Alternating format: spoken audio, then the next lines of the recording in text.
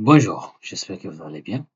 Aujourd'hui, on va continuer notre cours de sciences du matériau inorganique et applications.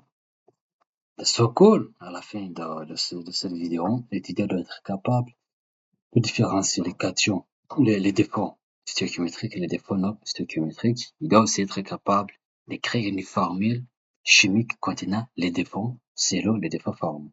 Si vous essayez de le voir, on va voir ce qu'on appelle des lacunes dans les raisons cationiques. Dans ce cas-là, on va créer les défauts dans les cations. On va considérer le sulfure de plomb qui est chauffé à 950 degrés Celsius sous pression de soufre. L'analyse chimique révèle que le rapport soufre-plomb est supérieur à 1.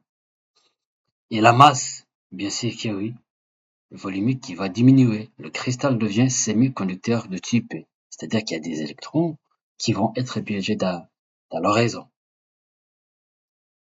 En réalité, vu qu'on a déjà prouvé expérimentalement que le plomb, le rapport soufre-plomb est supérieur à 1, vous voyez qu'il va y avoir bien sûr que oui, les défauts au niveau du plomb. Les deux premières observations montrent qu'on a formation de lacunes cationiques.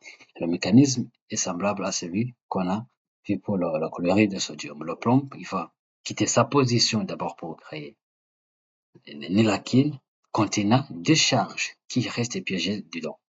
Dans cette lacune cationique, voilà, et la neutralité électrique doit être conservée grâce à ces deux charges positives qui donnent lieu à une conductivité de type P.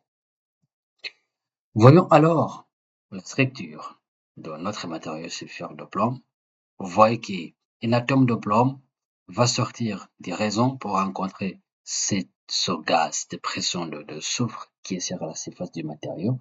Et une fois quitté cette position, il va créer une lacune ici. Il y a des électrons qui vont rester piégés ici.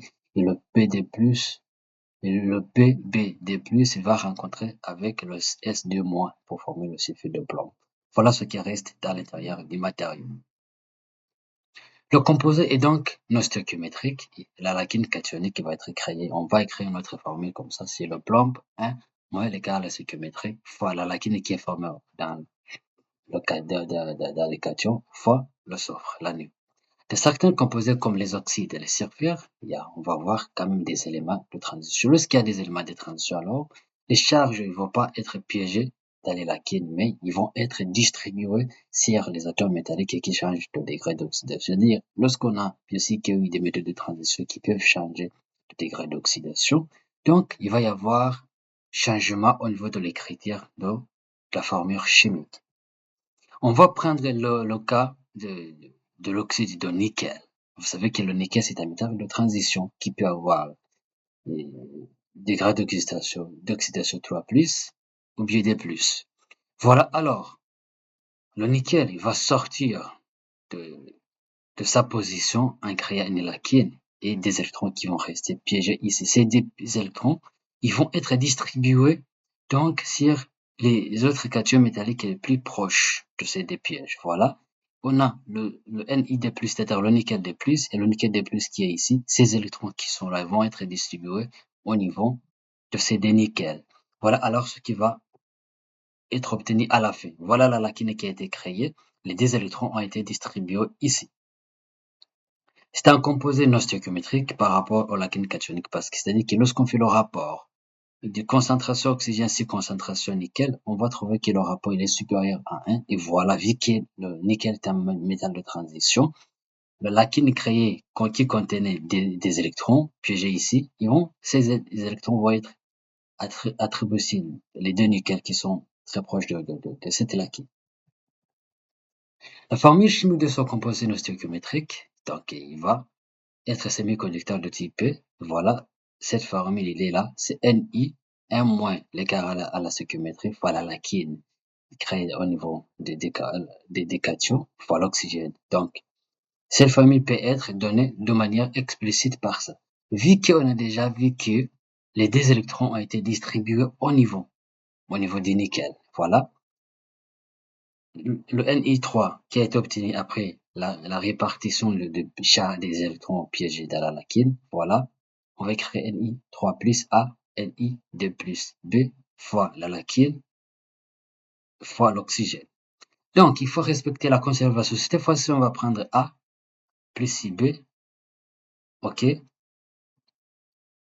qui est égal à 1 moins l'égal à la stoichiométrie. Ça, c'est juste ici. Je vais prendre ça, le A plus IB, qui est égal à 1 moins sigma.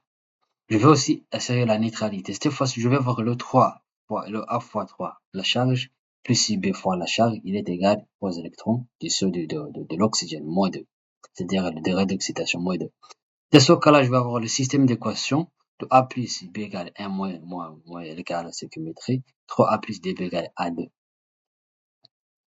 Donc, lorsqu'on cherche A, on a trouvé qu'A égale à 2 sigma et B est égal à 1 moins 3 sigma. Donc, on va essayer de remplacer dans notre formule le 3, le Ni 3 plus, donc la place de A c'est 2 sigma, Ni 2 plus, la place de B c'est 1 moins 3 sigma, donc j'ajoute la liquide ici, fois l'oxygène.